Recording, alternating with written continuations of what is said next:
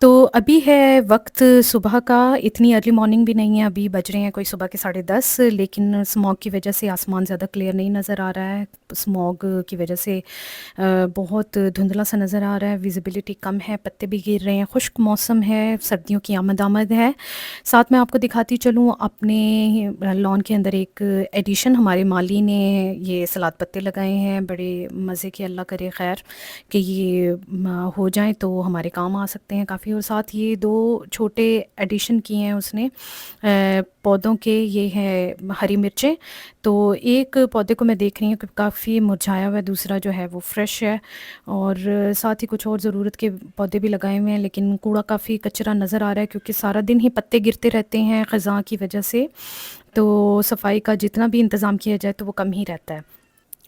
तो अभी मैं आई हूँ किचन में अपने लिए नाश्ता बनाने के लिए। नाश्ता आज मैं करूँगी ऑमलेट और पराठा के साथ। अंडा आमतौर पे मैं कम ही खाती हूँ, लेकिन ये क्योंकि एक बहुत ही अहम जो एलिमेंट होता है आपकी डाइट का, आपके ब्रेकफास्ट का ख़ास तौर से जो होना चाहिए, ये मेरा लैकिंग एक पॉइंट है क्योंकि मुझे किसी फॉर्म में अच्छा ही नहीं लगता था, लेकिन ये रेसिपी मुझे लगा कि मुझे मस्ट ट्राई करनी चाहिए। मैंने अंडे के अंदर डाला है कटे हुए हरे प्याज, नमक और काली मिर्च, और ऊपर मशरूम्स कटे हुए मैं डाल रही हूँ, साथ डालूँगी इसके ब्लैक ऑलिव्स।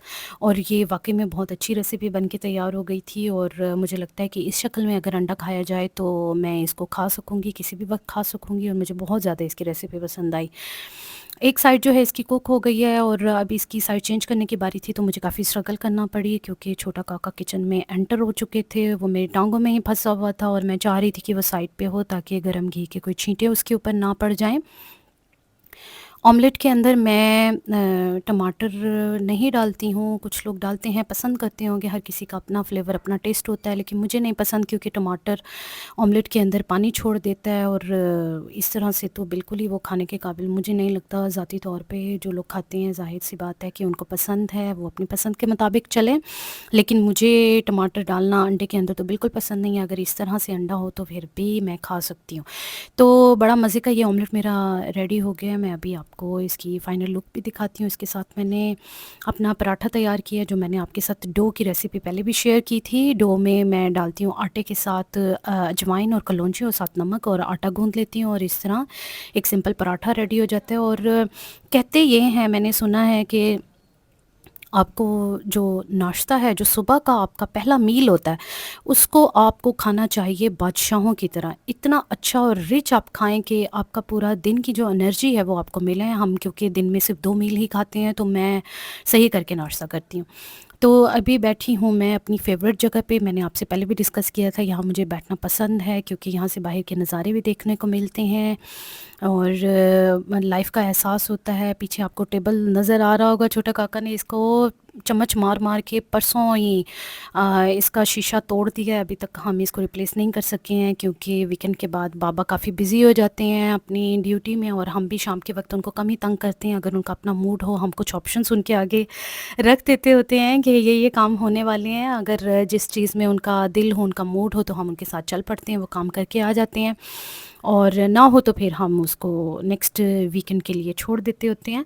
तो ये मुझे नहीं लगता कि इस वीक में ये रिप्लेस हो सकेगा, इसका शीशा। इसको थोड़ा टाइम लग ही जाएगा, लेकिन माशाल्लाह माशाल्लाह इनके बाबा जो हैं वो काफ़ी एक्टिव हैं, और अक्सर तो वो कभी इनकार करते ही नहीं हैं किसी काम से, लेकिन हम खुद ही उनका ख़्याल रखते हुए कि सुबह से शाम तक बेचारे ऑफ़िस में इतना खप खप के आए हैं तो उनको तंग ना किया जाए। तो इतना छोटा छोटा ख़्याल अगर आप फैमिली मेम्बर्स का रखते हैं तो इससे मोहब्बत में इजाफ़ा ही होता है, कमी कोई नहीं होती है। तो अल्लाह ताला सबके घरों में खुशियाँ और आसानियाँ पैदा करें। छोटा काका एक दफ़ा पहले अपना फ़ेवरेट जो उनका नाश्ता मैंने आपको पहले भी बताया था, उसको कबाब बहुत पसंद है, वो एक दफ़ा खा चुके हैं, और अभी मामा के साथ भी कभी-कभी वो आके एक बाइट ले लेते होती हैं, वरना वो अपनी शैतानियों में, अपनी शरारतों में बिज़ी हैं। और मैंने उससे चिप्स का पैक मँगवा लिया, ये ओपन हुआ हुआ पड़ा था, अभी पूरे लाउंज में इसने ये सारा बिखेर देना था और एक नया सिलसिला चल पड़ना था काम का। तो बस अपने नाश्ते से फ्री होके मैं चाय का कप मज़ेदार सा एक स्ट्रॉन्ग सा पीऊँगी। चाय की रेसिपी भी मेरे चैनल पे मौजूद है। कड़क सी ज़बरदस्त सी चाय मेरे हस्बैंड की जो रेसिपी है उसको मैं फ़ॉलो करती हूँ। और आप अगर देखना चाहें तो आप ज़रूर चैनल पे देखिएगा। कड़क चाय की रेसिपी के नाम से ही वीडियो मौजूद है और वो बड़े ही मज़े की चाय बनती है और पूरे दिन के लिए मुझे एक अच्छा सा रिच नाश्ता जो है वो मुझे पूरे दिन की एक एनर्जी देता है काम करने की और चीज़ों को प्लान करने की। अभी मैं बालों को ब्लो ड्राई करने लगी हूँ और मैंने बालों को सीधा कर लिया है ब्रश करके और उस पे सीरम भी अप्लाई कर दिया हुआ है और अब मैं इनको ब्लो ड्राई करूँगी। अगर मेरी इस ब्लो ड्राई के ट्रिक पे अमल करेंगे आप तो आपको फ़ायदा होगा। आपके बालों का जो वॉल्यूम है वो ज़्यादा बढ़ा हुआ महसूस होगा। हर किसी की ये ख्वाहिश होती है, लेकिन कुदरती तौर पे या फिर एज के साथ कुछ लोगों के सर पे बाल कम होते हैं, लेकिन ख्वाहिश ये होती है कि वॉल्यूम ज़्यादा नज़र आए। तो आप अगर इस ट्रिक पे अमल करेंगे तो आपके बालों का कम से कम भी कुछ हिस्सा जो है वो वॉल्यूम ज़्यादा नज़र आएगा। आपने सर के बालों को इस तरह नीचे सारा कर लेना है और अपोज़िट डायरेक्शन में इनको ब्लो ड्राई करना है। जब आप अपोज़िट डायरेक्शन में इनको ब्लो ड्राई करेंगे तो बाल जब सीधे करेंगे आप, तो उस तरह आपके घने-घने महसूस होंगे। अभी मैं आपको करके भी दिखाती हूँ। पहले बाल चिपके-चिपके से बिल्कुल सीधे से नज़र आ रहे थे फेस के ऊपर, और जब मैं अब बालों को उठाऊँगी तो ये इनका वॉल्यूम जो है वो बढ़ा हुआ महसूस होगा आपको। आप अगर थोड़ा-सा रिवाइंड करके देखें वीडियो को तो आपको महसूस होगा कि शुरू में बाल जो हैं इतना ज़्यादा वॉल्यूम नहीं फ़ील हो रहा था फेस के ऊपर। ऑल्दो माशाल्लाह मेरे बाल हेल्दी हैं, घने हैं, लेकिन अब पहले से थोड़े से कम हो गए हैं। तो आप भी अगर इस ट्रिक पे अमल करें तो बहुत फ़ायदा होगा।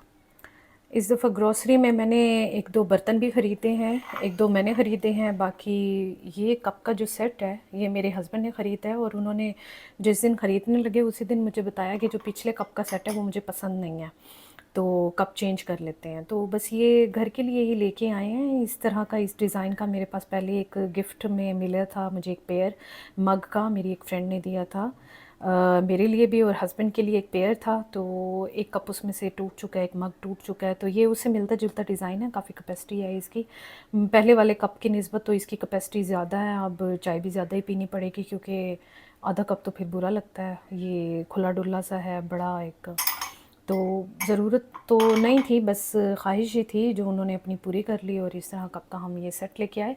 फिर मैं ये लेके आई हूँ, मेरे पास थी चावल निथारने वाली जो जाली है वो मेरी छोटी थी। कभी ज़्यादा क्वांटिटी में जब कभी बिरयानी बनानी पड़ती है और चावल बॉयल होते हैं तो मुझे उसको 2 हिस्सों में डिवाइड करके चावलों को निथारना पड़ता था।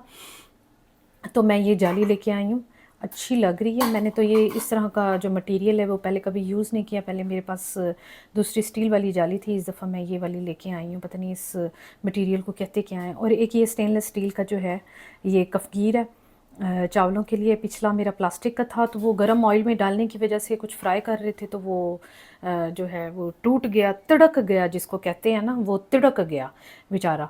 तो मुझे ये चेंज करना पड़ा। ये मैं लेके आई हूँ, सोचा आपसे भी मैं शेयर कर दूँ। तो ये है मेरी बर्तनों वाली शॉपिंग। इस दफ़ा ग्रॉसरी में मैंने अपने शैम्पू और कंडीशनर में थोड़ा चेंज लेके आई हूँ। ये रेवलॉन का है, काफ़ी फ़ेमस ब्रांड है, कलर एक्सपर्ट हैं ये। तो मैंने सोचा क्यों ना इन्हीं का ही ट्राई किया जाए। तो ये रेवलॉन कलर सिल्क नंबर 1 जो है ये शैम्पू है और नंबर 2 इसका कंडीशनर है। पैकिंग कोई बहुत ज़्यादा बड़ी नहीं है, मुझे ये लगता है कि 15 ही दिनों में ख़त्म ये हो जाएगा मेरा, लेकिन 15 दिन ट्राई करने के लिए इनफ होता है। मैं देख लेती हूँ कि ये कैसा रहता है। वैसे मैं इस हक़ में नहीं हूँ कि हर वक्त जो है आपके शैम्पू और कंडीशनर में चेंजेस लाई जाएँ, लेकिन कभी-कभार ट्राई करने में कोई हर्ज नहीं है अगर ये एक फ़ेमस ब्रांड आपको कुछ ऑफ़र कर रहा हो। इसके अलावा जो मैं लेके आई हूँ वो है ये मैक्सिमा का हेयर कलर है। ये कूल ब्लॉन्ड है, 7.17 इसका जो है इंटेंसिटी लेवल है। मुझे मेरे 6 नंबर के बाल हैं, मुझे थोड़ा-सा लाइट शेड पे जाना है और 0.1 जो है ये मेरे ऑरेंज जो शेड आया हुआ है बालों में उसको ख़त्म करने के लिए है। इसके अंदर ऐश कलर है, तो ये कूल ऐश ब्लॉन्ड कलर है। ये मैक्सिमा का जो है इसके अंदर ट्यूब है और साथ में ये है इसका कलर डेवलपर 20 वॉल्यूम के साथ। इसका जो ट्यूब है वो आम जो ट्यूब है उससे डबल क्वांटिटी की है, काफ़ी ज़्यादा है क्वांटिटी। तो मुझे ये लगता है कि ये ट्यूब प्लस ये जो 150 ml का जो ये इसका डेवलपर है, ये इनफ रहेगा एक दफ़ा कि मेरे बालों की जो लेंथ है उसके लिए। और इस तरह ये मैं एक नया ब्रांड लेके आई हूँ, उन्होंने बोला है कि ये एक टर्किश ब्रांड है। तो लेट्स ट्राई, जब कभी भी ट्राई करूँगी मैं इंशाल्लाह अपनी नेक्स्ट वीडियो में आपको इसका रिव्यू दूँगी कि ये कैसा रहा मेरा जो है वो तजर्बा। तो एक चीज़ पे स्टिक ऑन नहीं रह सकते हैं, कभी कभार ऐसा होता है कि जो चीज़ हमें बहुत दिल से पसंद आ रही होती है वो डिसकंटिन्यू भी हो जाया करती है। तो जब आपने 2-3 चीज़ें क्यू में रखी होती हैं कि मुझे ये चीज़ें भी सूट करती हैं और मुझे ये भी सूट करता है, तो इस तरह फ़ायदा हो जाता है कि जब आपका फेवरेट ब्रांड डिसकंटिन्यू हो जाए तो आप किसी और ब्रांड पे स्विच हो सकें। तो इस दफ़ा जो है ये मैंने तब्दीली की है अपनी ग्रॉसरी के अंदर, तो मैं आपको रिव्यू इंशाल्लाह जल्दी इसके बारे में दूँगी कि मेरा ये तजुर्बा कैसा रहा था।